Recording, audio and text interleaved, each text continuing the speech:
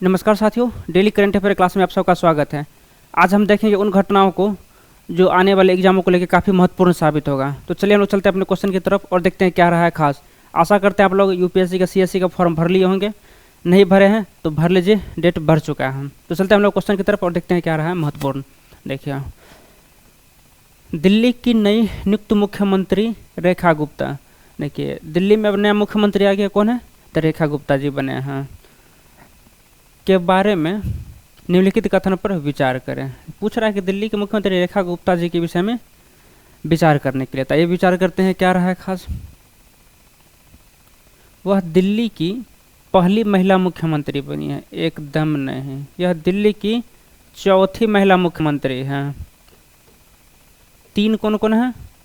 तो पहला रह चुकी है सुषमा स्वराज, फिर शीला दीक्षित और तीसरा आतिशी सिंह जो अरविंद केजरीवाल की पार्टी से थे, जिन्होंने अभी हाल ही में मुख्यमंत्री पद से अब इस्तीफा दिया है। और रेखा गुप्ता आज ही शपथ ग्रहण लिए हैं।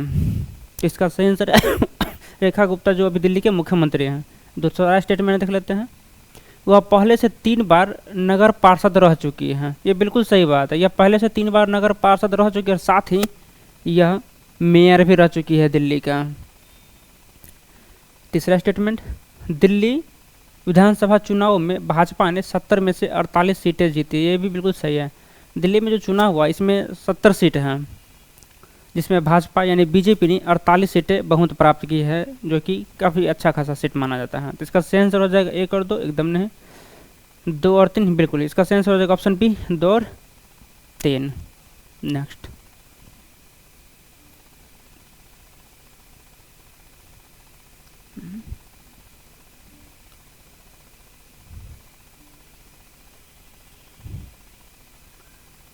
दूसरा क्वेश्चन गायब है क्या? तो तीसरा क्वेश्चन पे चलते हैं। दूसरा क्वेश्चन में कुछ एरर था। अमेरिका ने अपने व्यापारिक साझेदारों पर नए प्रतिरोधी टैरिफ लगाए हैं। देखिए, अमेरिका जो है सो सभी पे जो है सो टैरिफ लगा रहा है। हमने आपको इसके विषय में काफ़ी अच्छा खासा चर्चा कर चुके हैं। तो हम लोग क्वेश्चन पे देखते हैं कि आखिर क्या बोल रहा है। भारतीय निर्यात के किस क्षेत्र को विशेष रूप से उच्च शुल्क का सामना करना पड़ रहा है? देख लेते हैं। मेडिकल के क्षेत्र में, दवा के क्षेत्र में बिल्कुल भी नहीं। ऑटोमोबाइल, वस्त्र, सूचना और प्रौद्योगिकी। देखिए, इसका सेम सर्च ऑप्शन भी ऑटोमोबाइल के क्षेत्र में। ऑटोमोबाइल के क्षेत्र में भारत सरकार अमेरिका पे काफ़ी जो है सो टैरिफ लगाता है, इसलिए अमेरिकी सरकार जो है सो भारत पे भी टैरिफ लगाने की बात कही है कि भारत जितना लगा, सिर्फ भारत पे ही नहीं बल्कि अमेरिका का यह कहना है कि जो देश अमेरिका के ऊपर जितना मतलब टैरिफ लगाएगा, टैरिफ अर्थात जो भी प्रतिरोधी टैरिफ, जो भी टैरिफ लगाएगा उस पर जो है सो हम भी उतना ही टैरिफ लगाएंगे, उतना ही शुल्क लगाएंगे। तो भारत सरकार तो अमेरिका पे अच्छा खासा लगाती है, तो अमेरिका ने भी कहा कि हम भी भारत पे लगाएंगे। जैसे कि हार्ले डेविडसन जो कि अमेरिका के मैन्युफैक्चरिंग मोटरसाइकिल है, भारत उस पर तो 50 से लगभग 50 से 80% तक जो है सो टैरिफ लगाती है इस बाइक पे, इसलिए भारत में वो बिक नहीं पाता है। हम सोच रहे हैं कि भारत इतना क्यों टैक्स लगाती है? इसलिए लगाती है क्योंकि भारत का जो अपना लोकल मैन्युफैक्चरिंग है वो चले। मान लीजिए कोई अमेरिका का जो बाइक 5 लाख का है, उस पर 50% सब टैक्स ही लग जाता है, उसके अलावा सेल टैक्स, जीएसटी अलग से लगता है, तो मतलब अच्छा खासा कॉस्ट पड़ जाता है। तो इसलिए भारत का जो मैन्युफैक्चरिंग है लोकल वही लोग लेता है, और इससे भारत के मेक इन इंडिया के तहत उत्पाद होता है। इससे लोगों को फ़ायदा होता है कि रोज़गार मिलता है भारत में ही, जबकि अमेरिका जो चाहता है कि हम भारत में बेचें वो नहीं बेच पाता है। इसको लेके अमेरिकी सरकार ने काफ़ी आपत्ति भी जताई थी। इसको लेके टेस्ला के जो टेस्ला कंपनी भारत में आने वाली थी, इसी की वजह से अभी तक रुका हुआ था। लेकिन अभी चर्चा में है कि टेस्ला भारत में टाटा के साथ मिलके जल्द ही अपनी कार लॉन्च करने वाले हैं। तो हम लोग इस क्वेश्चन पे देखते हैं क्या बोलता है। इसका सही आंसर हो जाएगा ऑप्शन भी, ऑटोमोबाइल सेक्टर की बात इसमें किया जा रहा है। नेक्स्ट, हाल ही में डिजास्टर रेजिलेंट इंफ्रास्ट्रक्चर गठबंधन ने किस विषय पर एक रिपोर्ट जारी किया? देखिए, डिजास्टर रेजिलेंस की बात कर रहा है, तो सीधा सीधी बात है, डिजास्टर यानी आपदा से संबंधित बात कर रहा है। इसको लेके क्या रहा हम लोग देख लेते हैं कि क्या बोल रहा है क्वेश्चन में। जलवायु लचीली आवास। देखिए, जलवायु के लेकर डिजास्टर में ऐसा कोई नहीं बोला गया है। आपदाओं में टेलीकॉम नेटवर्क की अस्थिरता, बिल्कुल सही बात है। इसका ऑप्शन हो जाएगा ऑप्शन बी, आपदाओं में टेलीकॉम नेटवर्क की अस्थिरता को लेकर जो है सो बोला जा रहा है। Next, centre for wild life studies द्वारा हाल ही में भारत के चीता पुनर्स्थापन परियोजना की आलोचना की गई है। अध्ययन में मुख्य चिंता क्या व्यक्त की गई है? देखिए, centre for wild life CWS के द्वारा भारत में जो चीता लाया गया था अफ्रीका के नामीबिया देश से, जो मध्य प्रदेश के कुनू नेशनल पार्क में रखा गया था। आप लोग को अच्छी तरीके से पता होगा। इसमें एक्चुअली हुआ है क्या, ये चर्चा में लिखा है कि 40 से 50% तक चीता मारा जा चुका है। इसको लेकर यह चर्चा में आ गया, जबकि सरकार का लक्ष्य था कि 80 से 85% जीवित बचाना है, लेकिन यह लक्ष्य पूरा नहीं कर पाया था। तो हम चलते अपने क्वेश्चन की तरफ और देखते हैं क्या रहा। स्थानांतरित चीते की मृत्यु, उच्च मृत्यु दर, ये बिल्कुल सही बात है। हमने अभी जस्ट आपको बताया कि स्थानीय चीतों को लेकर काफ़ी मृत्यु दर में बढ़ोतरी देखी गई है। परियोजनाओं के लिए धन की कमी, ऐसा नहीं है। पर्याप्त संख्या में चीते न लाना, चीतों की स्थानीय शाकाहारी जीवों पर प्रभाव। इसका सेम सर जो ऑप्शन है स्थानांतरित चीतों की उच्च मृत्यु दर। स्थानांतरित अर्थात जो अलग से आया है उसे स्थानांतरित बोलते हैं हम। नेक्स्ट,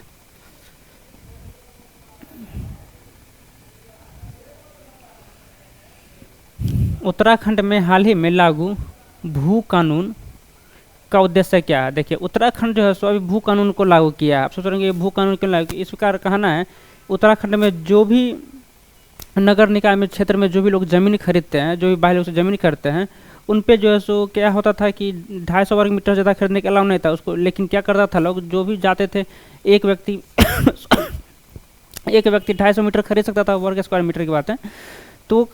तो एक मान लीजिए एक फैमिली में 5 मेंबर है, सभी लोग एक एक नाम से खरीद रहे थे, तो 5 गुने 250 हो जाता था, तो काफ़ी ज़मीन हो जाता था। इसलिए सरकार जो इस पर कानून लाई, इसी को लेकर यह भी सुर्खियों में आया, इस पर कानून आया है। और उत्तराखंड में आप ध्यान देंगे कि हरिद्वार और उधम सिंह नगर को छोड़कर किसी भी आप जगह पे एग्रीकल्चर के लिए ज़मीन खरीद सकते हैं, लेकिन हरिद्वार और उधम सिंह में आप ज़मीन एग्रीकल्चर के लिए नहीं खरीद सकते हैं। हाँ, तो इसको लेकर भी चर्चा में है, देखते हैं क्या रहा है खास। पहाड़ी जिलों में गैर निवासियों द्वारा कृषि भूमि खरीदने पर प्रतिबंध लगाना, ये बिल्कुल सही बात है। देखिए, इसका फिर से पढ़ लेते हैं। पहाड़ी जिलों में गैर निवासियों द्वारा, देखिए पहाड़ी जिला में गैर निवासी अर्थात जो उत्तराखंड के नहीं हैं, कृषि भूमि खरीदने पर, देखिए हमने अभी आपको जस्ट बताया कृषि भूमि नहीं खरीद सकता, यानी कृषि भूमि खरीदने पर प्रतिबंध लगाना, ये बिल्कुल सही हो जाएगा। सरकार का यही लक्ष्य है कि जो उत्तराखंड से बिलोंग नहीं करते हैं उसके लिए अब कृषि के लिए यानी एग्रीकल्चर के लिए ज़मीन नहीं बेचा जाएगा। इसी को लेकर अभी ये सुर्खियों में, इसका सही आंसर जो ऑप्शन ए है। शहरी क्षेत्रों में भूमि खरीद के लिए सब्सिडी देना, ऐसा इस कानून का कोई लक्ष्य नहीं है। रियल एस्टेट में विदेशी निवेश बढ़ाना, एकदम नहीं। गैर निवासियों को बिना किसी प्रतिबंध के भूमि खरीदने की अनुमति देना, ऐसा नहीं। अब कोई भी अगर गैर निवासी है, अगर भूमि खरीदता है तो उसके लिए उसे शपथ ग्रहण देना पड़ेगा, स्टेटमेंट देना पड़ेगा कि हाँ हम भूमि खरीद रहे हैं उत्तराखंड में।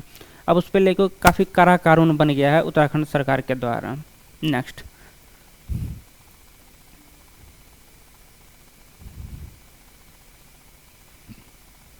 सुप्रीम कोर्ट ने तमिलनाडु और केरल के बीच किस बांध से जुड़े विवाद को हल करने के लिए एक पर्यवेक्षी समिति को निर्देश दिया है? देखिए, सुप्रीम कोर्ट में जो है सो फाइल हुआ है तमिलनाडु और केरल को लेकर। तमिलनाडु और केरल साउथ में, थोड़ा सा हम बता देते हैं।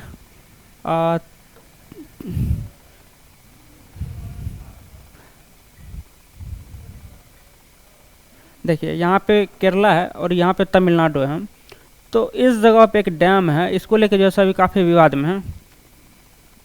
तो हम देख लेते हैं किस पे बात कर रहा है। तो चलते हैं हम लोग क्वेश्चन पे। मुल्ला पेरियार बांध, बिल्कुल मुल्ला पेरियार बांध को लेके ही ये भी चर्चा में है। सरदार सरोवर बांध तो खैर वहाँ है ही नहीं।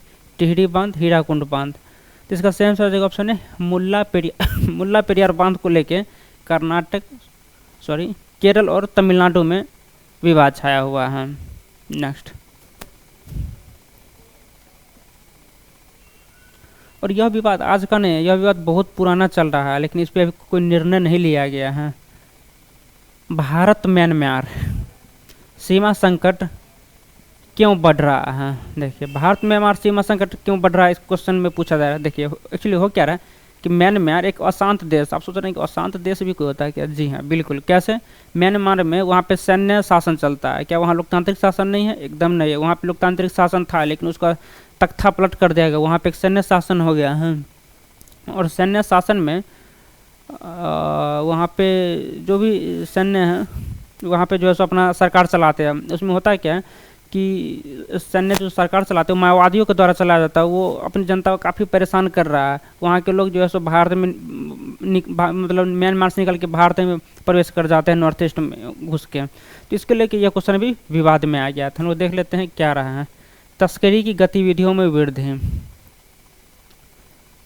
म्यांमार में सैन्य तख्तापलट और शरणार्थियों की आमद, बिल्कुल सही बात है। दोनों देशों के बीच जल साझाकरण विवाद। भारत द्वारा सीमा व्यापार पर प्रतिबंध बढ़ाना।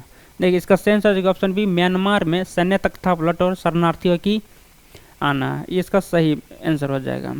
नेक्स्ट, अनुच्छेद 356 356 के तहत मणिपुर में राष्ट्रपति शासन लगाया गया है। इसके लिए प्रमुख कारण क्या थे?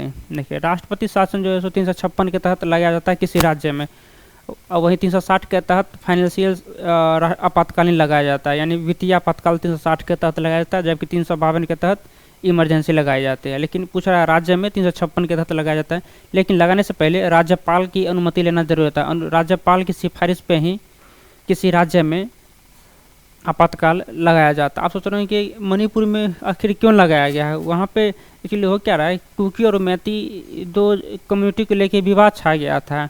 इसको लेके जैसे वहाँ पे आपातकाल लगाया गया था। क्या वहाँ मुख्यमंत्री ने था? बिल्कुल एन बीरेन सिंह जी थे, लेकिन वहाँ पे वो अब जो है सो शपथ मतलब सत्ता से अब मतलब कुर्सी से हट चुके, वो इस्तीफा दे चुके हैं। वो किस लिए? क्योंकि लग रहा था कि उनके पास बहुमत नहीं है। बहुमत बीजेपी के पास वहाँ पे पर्याप्त मात्रा में है, लेकिन उनके सपोर्ट में कोई नहीं था, इसलिए उन्होंने अपनी सत्ता को हस्तांतरित करते हुए इस्तीफा दे दिया है। तो देखते हैं इस क्वेश्चन पे क्या रहा है। मुख्यमंत्री का इस्तीफा। 20 महीनों से अधिक समय तक जातीय हिंसा और अराजकता, ये बिल्कुल सही बात है। समय पर विधानसभा चुनाव कराने में विफलता, ऐसा नहीं है, समय पे ही विधानसभा चुनाव हुआ है। सत्ताधारी दल में भ्रष्टाचार के आरोप। देखिए भ्रष्टाचार का आरोप नहीं लगाया गया है, वहाँ पे लगाया गया कि यह एन बीरेन सिंह जी द्वारा वो मैती समुदाय को ज़्यादा मतलब हस्तक्षेप करते हैं, क्योंकि वो खुद मैती समुदाय से आते हैं। लेकिन ऐसा नहीं है, क्योंकि मुख्यमंत्री तो अपना राज्य को लेके चलता है, लेकिन ऐसा वहाँ के लोगों द्वारा माना जाता है। इसका सही आंसर ऑप्शन बी 20 महीनों से अधिक समय तक जातीय हिंसा और अराजकता। देखिए मणिपुर ऐसा पहला राज्य है जहाँ पे पहला राज्य नहीं बल्कि पहली बार ऐसा हुआ कि इस मणिपुर में, चाहे कोई भारत में ऐसा पहला राज्य बन चुका है जिसमें कि केंद्र में भी सत्ता हो और राज्य में भी सत्ता हो, दोनों में भी सत्ता रहते हुए भी राष्ट्रपति शासन लाया गया है। यह पहली बार देखा गया, यह घटना मणिपुर में देखा गया है। नेक्स्ट, मणिपुर संकट के कारण मानवीय संकट उत्पन्न हुआ है। देखिए मणिपुर में जब आपातकालीन लागू किया गया मणिपुर में, तो मानवीय संकट तो बनता है। तो विस्थापित लोगों की स्थिति सुधारने के लिए एक प्रमुख सिफारिश क्या है? देखिए मणिपुर में जैसे विस्थापित लोगों की बात कर रहा है कि इसकी स्थिति सुधारने के लिए क्या प्रमुख चिंता, तो देख लेते हैं आखिर क्या रहा है। चिकित्सा निकासी के लिए मानवीय गलियारों की स्थापना, पुनर्वास को बढ़ावा देने के लिए शरणार्थी विरोधों को बंद करना, राहत शिविरों में सैन्य उपस्थिति बढ़ाना, निर्भरता से बचने के लिए खाद्य सहायता कम करना। इसका सेम सही ऑप्शन है चिकित्सा निकासी के लिए मानवीय गलियारों की स्थापना। हमने आपको जस्ट बताया मणिपुर के लेके कि राष्ट्रपति शासन वहाँ लागू हो चुका और वहाँ पे अभी आर्मी जो है सो अपनी सेना लागू कर चुकी है, डिप्लॉय कर चुकी है मणिपुर में। नेक्स्ट, हाल ही में भारत कतर संबंध में किस कारण से मजबूत हुए हैं? भारत और कतर को लेके बात कर रहा है, तो भारत कतर में किस चीज़ को लेके जो है सो मजबूती प्रदान की गई? तो जाहिर सी बात है कि कोई भी खाड़ी देश और भारत में अगर हुआ है तो निवेश को लेके ही हुआ होगा। तो हम लोग देख लेते हैं आखिर क्या रहा। एक रक्षा साझेदारी समझौते के कारण देखिए कतर के साथ ऐसा कोई रक्षा साझेदारी की बात नहीं किया गया है कि रक्षा साझेदारी हम लोग अधिकतर रूस से करते हैं या फिर फ्रांस से करते हैं। तो कतर अभी रक्षा के क्षेत्र में अब काफ़ी पीछे हैं। कतर द्वारा भारत में $10 बिलियन का निवेश करने के निर्णय के कारण, बिल्कुल सही बात है, कतर जो है सो भारत में $10 बिलियन निवेश करने की बात कही है। भारत द्वारा संयुक्त राष्ट्र में कतर का समर्थन करने के कारण ऐसा नहीं है। भारत द्वारा कतर को डेयरी उत्पादनों का निर्यात करने के लिए व्यापार समझौते के कारण ऐसा नहीं। देखिए, भारत जो है सो निर्यात जरूर करती है कतर में, जो सो डेयरी हो या फिर खाना पीना जो भी हो, पानी भी हो, निर्यात जरूर करती है। लेकिन कतर जो है सो काफ़ी डेवलप, मतलब पैसों को लेकर काफ़ी आगे हो चुका है, क्योंकि उस लोग खाड़ी में उसके पास तेल उन लोग के पास बहुत ज़्यादा होता है, खासकर पर्यटन भी उन लोग के पास काफ़ी ज़्यादा है। तो इसका सेम सब्जेक्ट ऑप्शन भी, कतर द्वारा भारत में $10 बिलियन का निवेश लेके। कतर जो है निवेश किस चीज़ में करेगा, तो पता चला है कि LNG को जो है सो भारत में पाइप बैठाने जा रही है कतर, उसको लेके निवेश कर रही है। साथ ही पता चला था कि जम्मू कश्मीर में वो बहुत बड़े मॉल बनाने जा रहे हैं। तो इस पर पाकिस्तान भी आपत्ति जताए थे कि भाई पाकिस्तान भी एक मुस्लिम कंट्री है, कतर या फिर सऊदी अरब सब मुस्लिम कंट्री है, पाकिस्तान में इन्वेस्ट करे न कि भारत में करे। लेकिन उन लोगों का कहना था कि नहीं, भारत ने पाकिस्तानी एक आतंकवादी देश है, उसमें हम लोग इन्वेस्ट नहीं कर सकते हैं, नहीं तो इन्वेस्ट ही डूब जाएगा। तो उन लोगों ने भारत को ही चुना और भारत में इन्वेस्ट करने को लेके आए हैं हम। नेक्स्ट,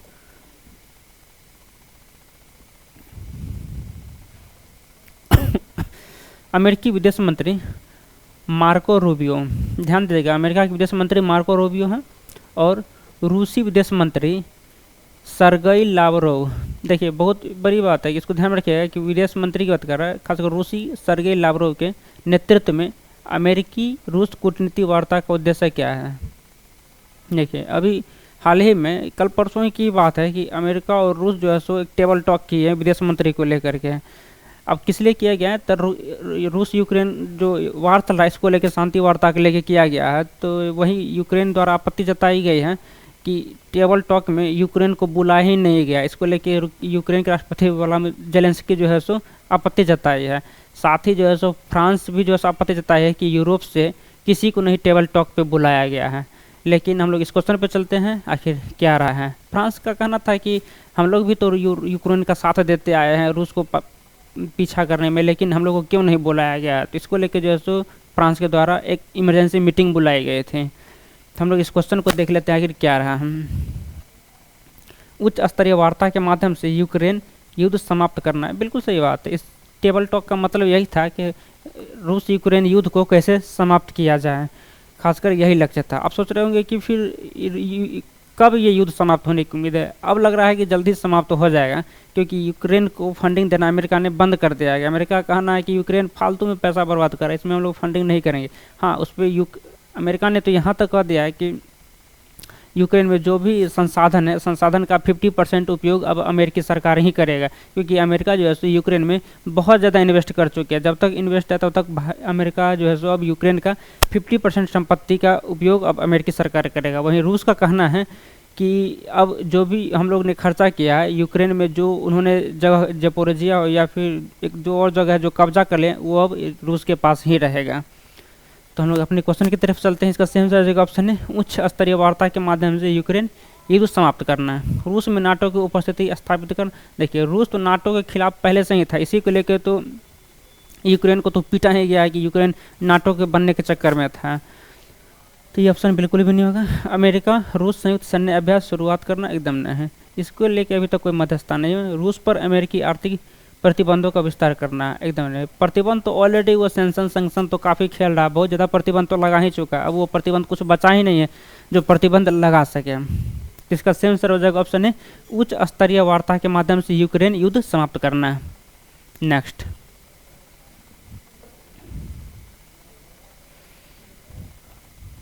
भारत के टेलीकॉम सेक्टर को आपदाओं के दौरान सबसे बड़ी चुनौती किस कारण से झेलनी पड़ती है। देखिए, टेलीकॉम सेक्टर को जो सो भारत में आपदा के कारण किस सेक्टर को झेलनी पड़ती है, तो हम लोग देख लेते हैं कि क्या कहना चाहता है क्वेश्चन में। टेलीकॉम कंपनियों पर उच्च कराधान एकदम नहीं। टेलीकॉम कंपनी भारत सरकार उच्च कराधान को लेकर बात नहीं करती है। अगर ऐसा होता तो भारत में इंटरनेट काफ़ी महंगा होता, जो अब इंटरनेट पहले की अपेक्षा देखिए काफ़ी सस्ता। पहले तो मतलब आज से 7-8 साल पहले 200-200 रुपये में 1 GB 2G डेटा मिलता था, अब तो 250 में तो अनलिमिटेड 1.5 GB डाटा मिलता है। अब तो जियो वाला तो 5G फ़ोन में लगाइए और पूरा का पूरा अनलिमिटेड डेटा ही उठाइए। बिजली भी फलता से मोबाइल नेटवर्क प्रभावित होना, ये बिल्कुल सही बात है। देखिए बिजली भी फलता से मोबाइल नेटवर्क बिल्कुल प्रभावित होता है। वो कैसे होता है, क्योंकि सारा चीज़ तो बिजली पे ही चलता है। मान लीजिए बिजली कट गया, इन्वर्टर भी अगर मान लीजिए डाउन हो गया, तब तो बिजली के बिना तो इंटरनेट पूरा का पूरा शट डाउन ही हो जाता है। ग्रामीण क्षेत्रों में फाइबर ऑप्टिकल कनेक्टिविटी कमी, देखिए कमी जरूर है लेकिन ये मुख्य रीज़न नहीं है। देखिए पूछा है झेलनी पड़ती है, यानी मुख्य चुनौती की बात करता है, तो ये कनेक्टिविटी की कमी जरूर है लेकिन ये मुख्य रीज़न की बात नहीं है। निजी टेलीकॉम ऑपरेटरों पर सरकारी प्रतिबंध, ऐसा नहीं है। जिसका सेम सर ऑप्शन भी, बिजली कंपनी की विफलता से मोबाइल नेटवर्क प्रभावित होना। नेक्स्ट, हाल ही में पुरातात्विक खोज के अनुसार, पुरातात्विक समझते हैं ना, जो बहुत पुराना चीज़ की बात कर रहे हैं, तमिलनाडु का दावा है कि लौह युग लगभग किस वर्ष शुरू हुआ था। तमिलनाडु सरकार का दावा किया गया है कि लौह युग सबसे पहले तमिलनाडु में ही मिला था, ऐसा पुरातात्विकों द्वारा किया गया है। कार्बन डेटिंग का उपयोग करते, चाहे रेडियो डेटिंग का उपयोग करके यह बात पता लगा। तो हम लोग देख लेते हैं आखिर क्या बोला जा रहा है। 400 ईसा पूर्व, 250, 1500, 1000। तो इसका सही आंसर हो जाएगा 4000 ईसा पूर्व पहले लौहयुगीन तमिलनाडु में आ चुका था। इस पे अभी शोध जारी है। नेक्स्ट, भारत म्यांमार के बीच फ्री मूवमेंट रीजम को फिर से विचार किया जा रहा है, इसका कारण क्या है। देखिए भारत म्यांमार के बीच की बात कर रहा है। म्यांमार जो हम लोग का नॉर्थ ईस्ट से सटा हुआ है, जैसे अरुणाचल के पूर्व साइड जो है उसकी बात कर रहा है। तो हम लोग देख लेते हैं आखिर क्या रहा है। सीमा पार आतंकवाद और अवैध प्रवासन में वृद्धि, ये तो हमने आपको अभी जस्ट बताया कि म्यांमार में सीमा पार को लेके अभी परेशानी बढ़ जा रहा है, क्योंकि म्यांमार में अभी लोकतांत्रिक सरकार नहीं है। वहाँ पे सेना जो है सो सरकार चला रही है, सैन्य तख्ता पलट हो चुका है म्यांमार में। उससे फ़ायदा चीन को काफ़ी ज़्यादा हुआ, क्योंकि चीन के बेल्ट एंड रोड इनिशिएटिव को लेके वो अपना रास्ता गुजार चुकी है समुद्र की तरफ, वही भारत को उससे घटा हुआ है। लेकिन भारत सरकार इस पर मध्यस्थता करके ठीक करना चाहती है, लेकिन अभी तक भारत को ऐसा आपत्ति भी नहीं हुआ है कि जिससे कि म्यांमार के साथ समझ भी कर सके। हाँ, लेकिन भारत का उतना अच्छा से भी बन नहीं रहा है म्यांमार को लेके, जितना कि वो चाइना से बन रहा है। भारत के सीमा सुरक्षा बलों का विस्तार, ऐसा नहीं है। म्यांमार की सख्त व्यापार नीति की मांग, म्यांमार की अभी कोई सख्त व्यापार नीति है ही नहीं। सीमा क्षेत्र में पर्यावरणीय चिंता, पर्यावरणीय चिंता ऐसा नहीं है, क्योंकि म्यांमार तो ऑलरेडी पर्यावरण को लेकर, नॉर्थ ईस्ट हम लोग का पर्यावरण को लेकर काफ़ी आगे है, क्योंकि वहाँ पे नॉर्थ ईस्ट में पेड़ की बहुत ज़्यादा, मतलब सबसे ज़्यादा पेड़ अगर देखा जाए तो नॉर्थ ईस्ट में ही पाया जाता है, क्योंकि वो पहाड़ी इलाका है। इसका सेम राज्य का ऑप्शन है सीमा पार आतंकवाद और अवैध प्रवासन में वृद्धि। नेक्स्ट, तो आज का क्वेश्चन इतना ही तक था। आशा करते हैं आप लोग को वीडियो काफ़ी अच्छा लगा होगा। लाइक शेयर जरूर करें। बहुत बहुत धन्यवाद।